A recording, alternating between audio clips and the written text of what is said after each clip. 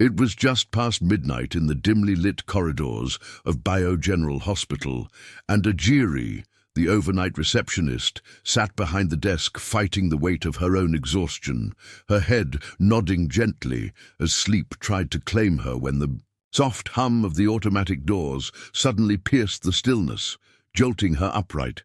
There, staggering through the entrance, was a young woman barely able to stand, one hand clutching her abdomen while the other dragged along the wall for support. Her face twisted with pain and a fear so raw it froze Ajiri in place for a split second before instinct kicked in, and she leapt from her chair and rushed forward just as the woman's knees began to buckle, catching her and guiding her carefully to the nearest seat, whispering, "You're safe now, just breathe, can you tell me what's wrong?" But the woman could only tremble, her breath shallow, her voice cracking as she said, "Get the doctor, please, it's better seen than explained," and Ajiri's heart tightened at the desperation in her voice. Without hesitation, she dialed the number of the on-call physician, Dr. Nya Akande, who was reviewing patient files under the soft glow of her office lamp, calm and focused as always, until she heard Ajiri's voice on the line, tense and shaken. "A woman just came in. She's terrified, in serious distress. She asked for you directly." And that was all Dr. Nya needed to hear before she grabbed her stethoscope, slung it around her neck, and strode out of her office with purposeful speed, arriving moments later at the lobby, where the woman now sat hunched over, pale and wide-eyed, like a hunted creature cornered by unseen shadows. Approaching her gently, Nya crouched to meet her gaze and said, "I'm Dr. Nya, tell me what happened." But the woman only whispered, "I can't explain. You need to see." And Nya nodded, guiding her to the exam room with a calm professionalism that masked the creeping unease tightening in her chest. Inside, the sterile room, the woman gripped the sides of the examination table with white-knuckled fear, sweat dotting her brow. And when Nya softly asked her name, she replied in a whisper, "My name is Tarella." And then, after a long pause, pointed weakly to her lower abdomen, voice trembling as she begged, "Please, just look. I don't know what else to do." And though Dr. Nya had seen 100 strange cases in her years of practice, nothing could have prepared her for what she saw next. As she leaned in to examine, she recoiled with horror, her breath caught in her throat, because nestled within Tarella's most intimate area were tiny, writhing white maggots, squirming grotesquely, barely visible yet undeniably alive. And for a heartbeat, the doctor felt real fear crawl down her spine like cold fingers. But before it could paralyze her, Tarella clutched her wrist and sobbed, "Please, help me, I don't want to die." And Dr. Nya inhaled deeply, grounding herself before replying with quiet strength, "You're not going to die, but I need you to stay calm so I can help you."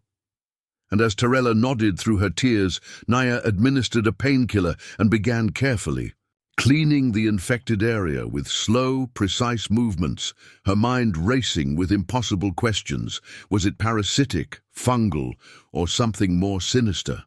And once she'd done all she could for now, she pulled a chair beside the trembling young woman and said gently, "This is extremely rare, Tarella. I've slowed the spread, but I need to know how this began." And Tarella wiped her face, her voice low and shaking as she recalled, "It started 5 days ago. There was a strange smell, irritation. I thought it was just an infection. I kept washing, but nothing worked. Then the things appeared, and it just kept getting worse." The infestation was getting worse, and as Dr. Nya gently asked Tarella if she had changed anything recently, new soaps, lotions, medications, or diet, the young woman shook her head with exhausted certainty. "Everything's been normal," she murmured, and when asked if she lived in a shared space like a hostel, she answered more firmly this time, "No, I live alone. I'm very clean. I've always been," her pride wounded by the implication of carelessness. Dr. Nya lowered her voice then, gently but clearly, "Are you sexually active?"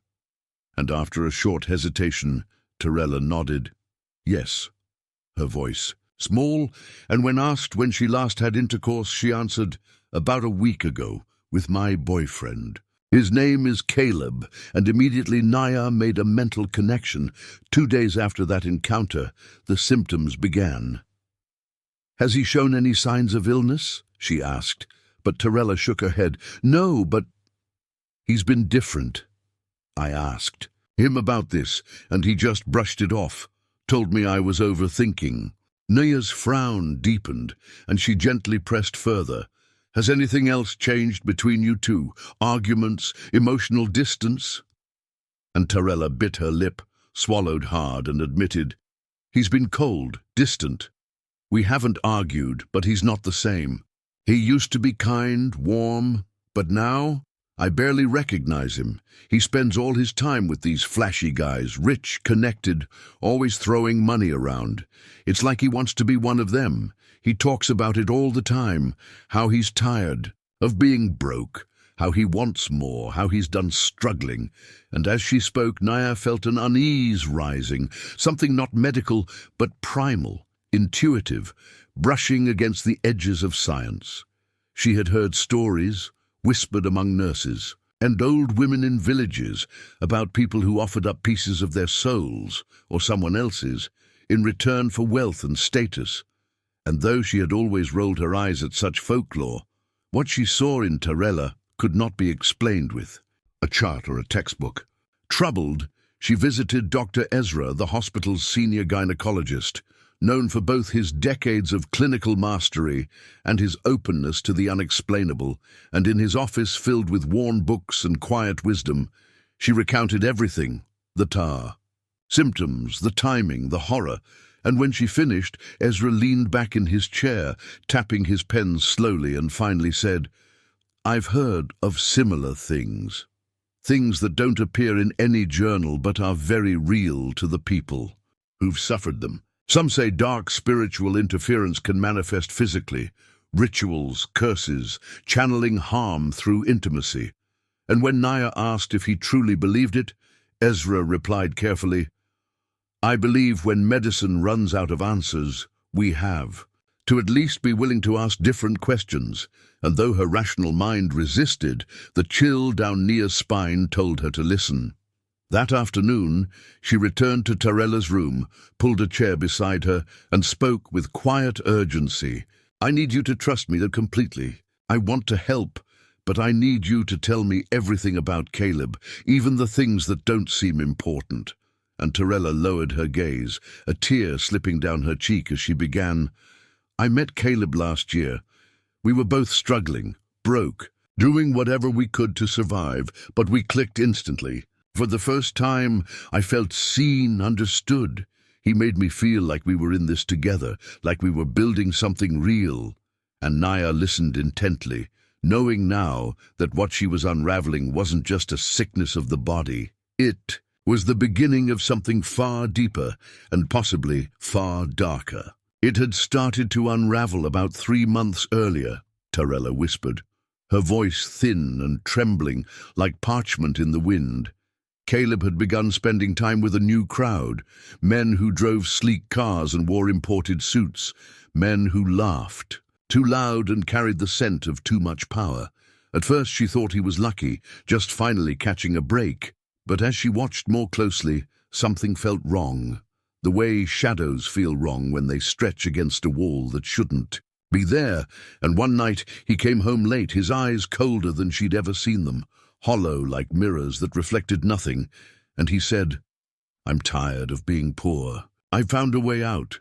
But when she pressed him for answers, he only mumbled, whatever it takes, and I'm going to be rich. And she knew he meant it. He wasn't joking. Nessa leaned in as Torella recounted how Caleb had grown paranoid, emotionally absent, unwilling to meet her eyes. And though she had begged him to slow down, to be careful, to remember that not all that glitters is gold, he'd only pulled further away. And now, hearing it all laid bare, Nessa spoke carefully. Torella, I believe whatever Caleb is part of, it might be connected to what's happening to you. And Torella's eyes widened in disbelief, her voice cracking. You think he did this to me?" And Nessa didn't confirm, but didn't deny either. "I just want answers, and there may be a way to get them." And so they formed a plan. Torella would call him, pretend nothing was wrong, keep the tone gentle, casual, no accusations, just curiosity. And maybe, just maybe, he'd slip up. As Nessa handed her a tiny voice recorder, Torella's hands trembled, but she nodded. "I'll do it. Whatever it takes." And as they dialed Caleb's number, the phone rang in the tense stillness of the hospital room, until finally his voice answered, relaxed, unaffected, as if nothing had changed. And Torella, forcing a calmness she didn't feel, said, "Hey, I haven't been feeling too well. Thought I'd check in." And after a short pause, he replied coolly, "You're not feeling fine? What do you mean?" And she tried to keep her breath steady. "It's hard to explain. Strange things.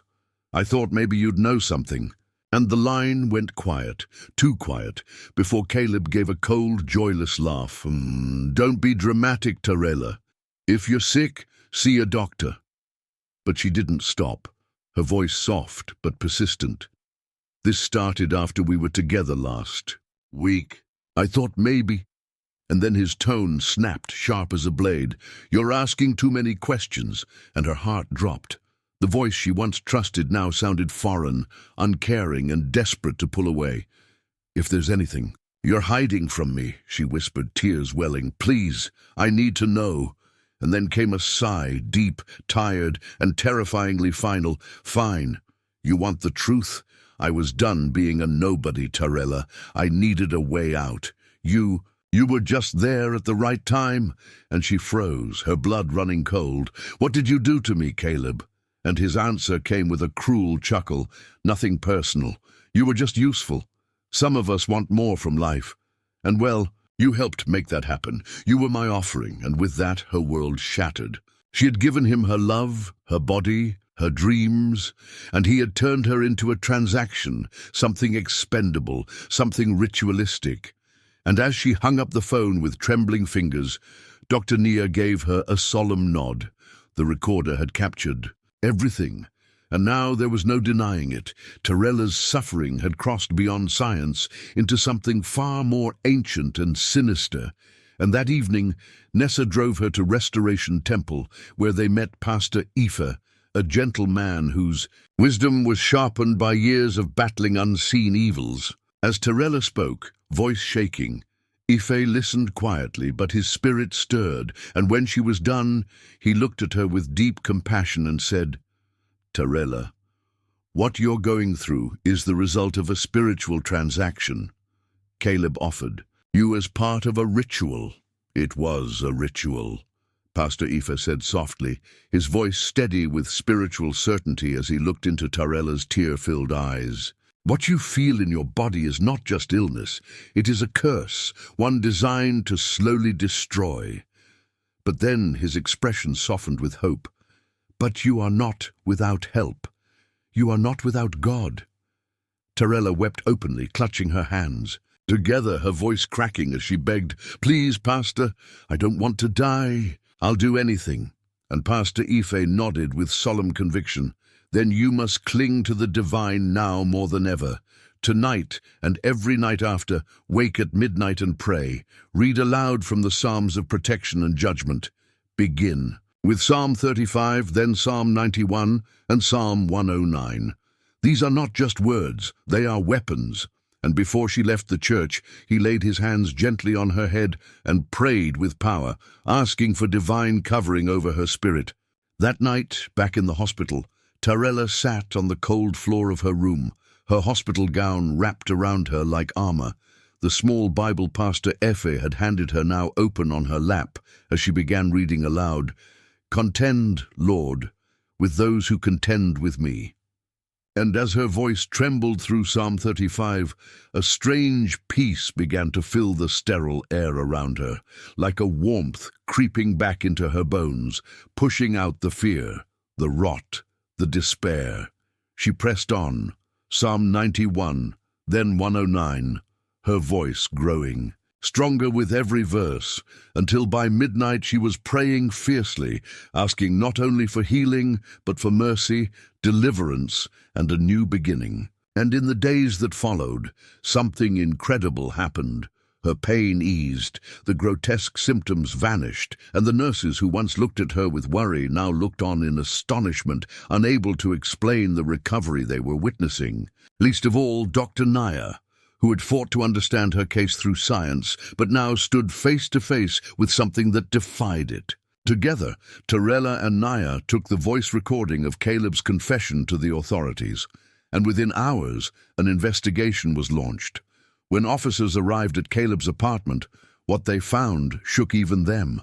He was outside, seated, on the ground in torn clothes, hair disheveled, his mouth muttering incoherent nonsense, his eyes vacant as if his mind had splintered, as though the same forces he had summoned had finally turned on him. He was quickly taken into custody and moved to a psychiatric facility for evaluation, unfit to stand trial. For now. Torella was discharged shortly after, her body healed, but her spirit still tender and bruised, and before leaving the hospital, she visited Dr. Naya one last time. "I don't know how to thank you," she said through tears. "You didn't just treat me. You believed me. You saved me in ways I can't explain." But Naya only smiled and took her hand, replying gently, "You saved yourself, Torella. You were brave enough to face the truth and fight for your life. That strength, it came from you." And Torella nodded slowly, her heart full of gratitude, clarity, and a quiet resolve. "I never imagined I would survive, especially not after. Knowing what Caleb did, I trusted him, I loved him, and I was just a pawn," she whispered, her voice shaking but strong, and Naya's eyes softened. "Betrayal like that leaves deep wounds, but it doesn't define you. What matters is that you survived, and survival means purpose. You've been given another chance."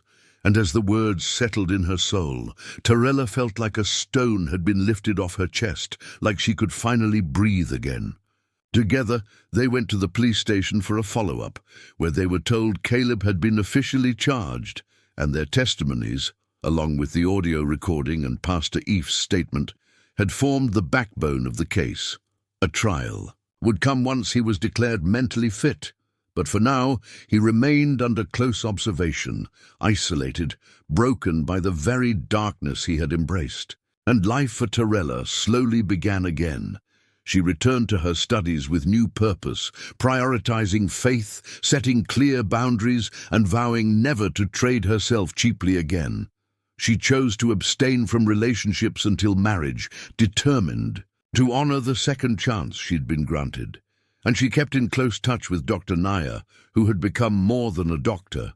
She was a mentor, a sister, and a friend for life, the kind that destiny sends when the world tries to tear you apart.